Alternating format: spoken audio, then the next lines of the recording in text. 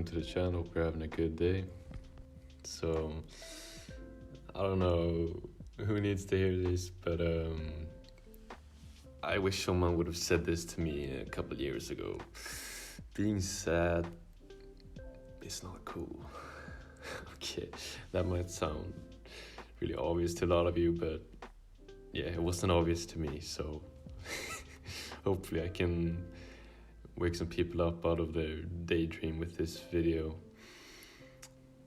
I'm gonna throw it back to when I was about 16. Okay, and I just started the Swedish version of high school. Up until that point, I'd been with the same friend group basically my entire life. We'd have some new additions over time, right? But the same core friends. So I was very comfortable. I never had to go outside of my comfort zone in that way, you know what I'm saying? Yeah, and I was, to be honest, I was a pretty strange dude, okay? I had zero social skills.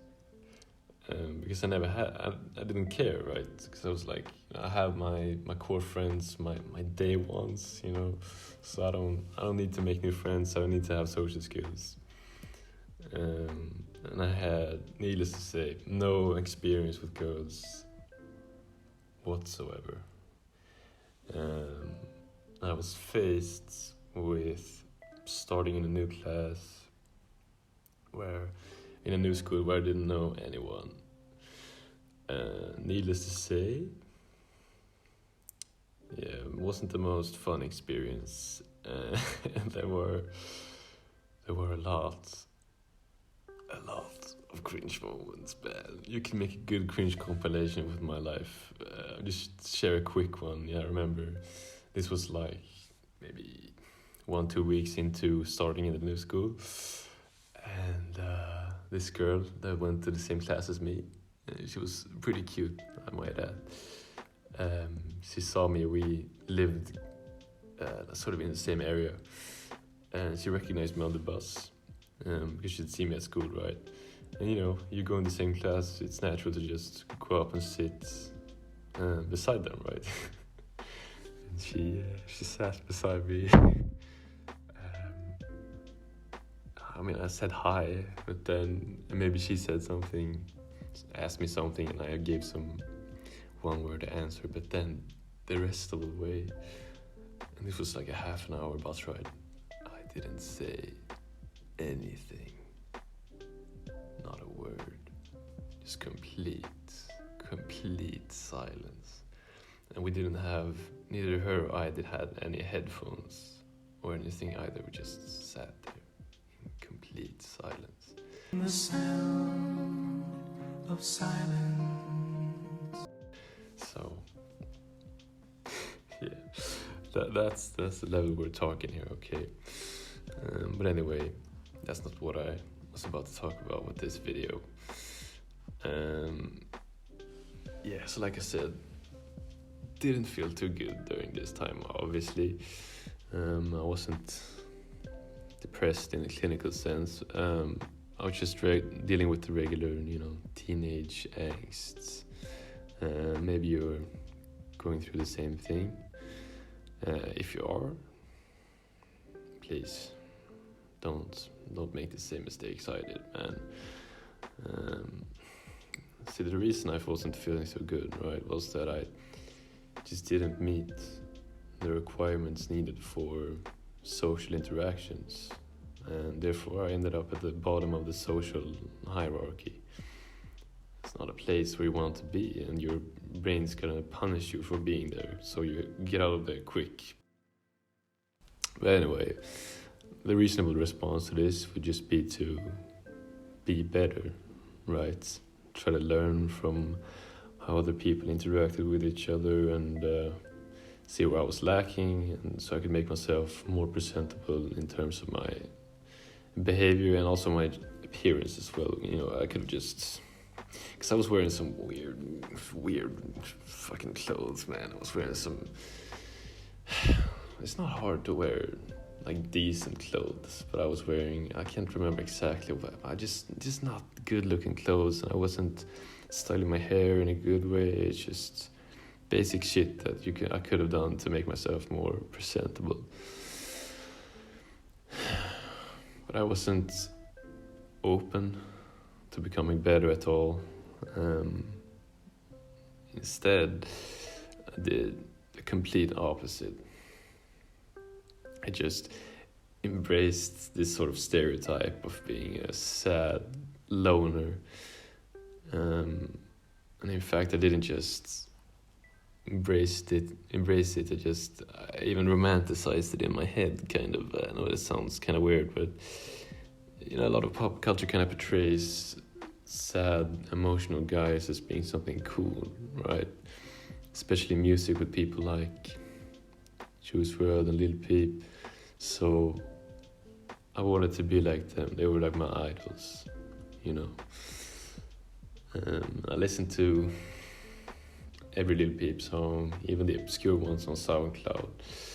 And in my head, I would fantasize that I was the one who'd made the songs and that I was performing them at my school. So we had this,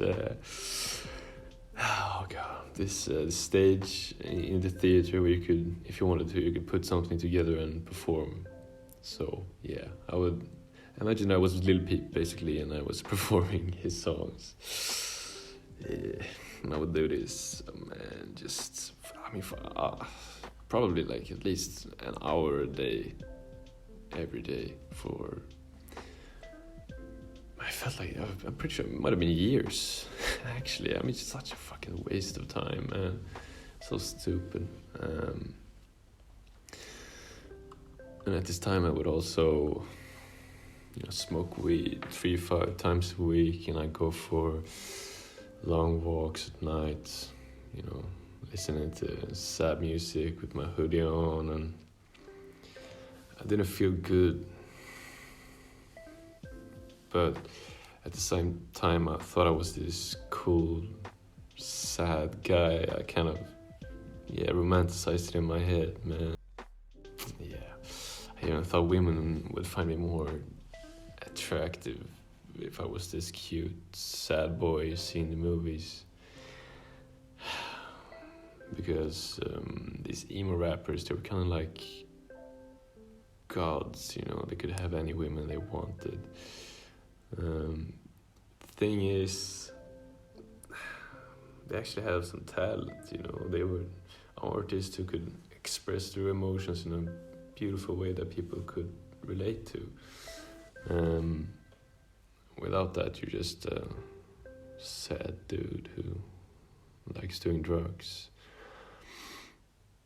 And it's pathetic. Honestly, it might sound harsh, but it really is pathetic.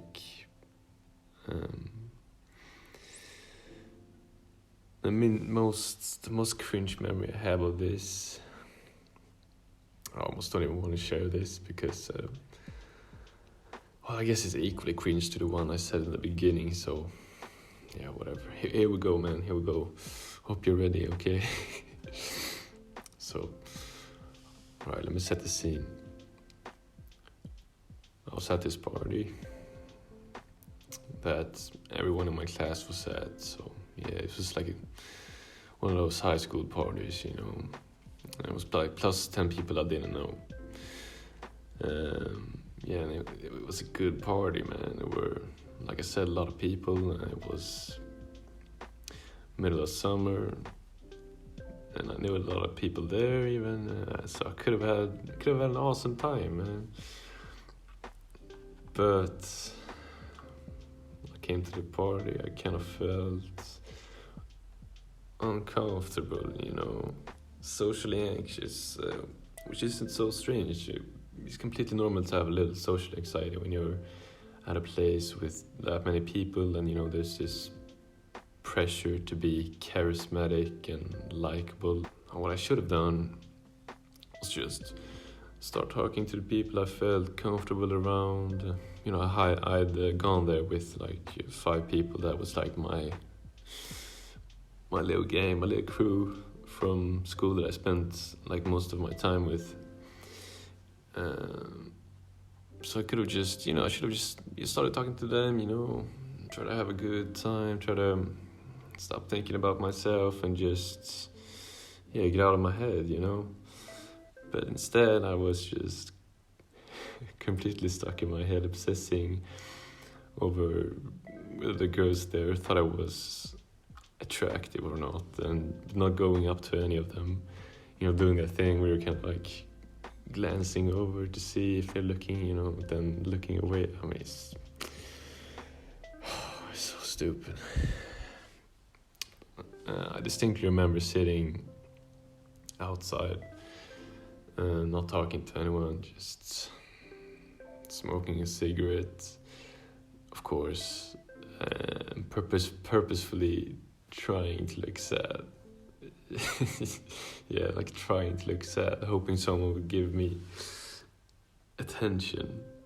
I don't know.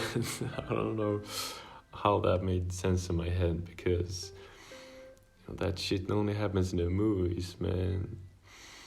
If you're not a 10 out of 10 attractive dude who's, muscular and just perfect face genetics, and you don't purposefully make an effort to socialize and make yourself presentable, man, nobody's gonna give a fuck about you. Okay, that's just the hard truth. Alright. And the sooner you realize this, the better. I still struggle with this to this day sometimes, and when I feel kind of inadequate, I kind of tend to fall back into this character. But it's very, very rare that happens nowadays, and it's gotten a lot better. I made a ton of progress since then, since high school I should say. I've switched social context completely. After high school I went to the military and shit. I made a lot of new friends. I was able to handle myself decently well. So yeah, if you just put effort in, you could be a happy social guy. You just gotta stop wasting your time, man, because girls don't think you're deep. They think you're a loser.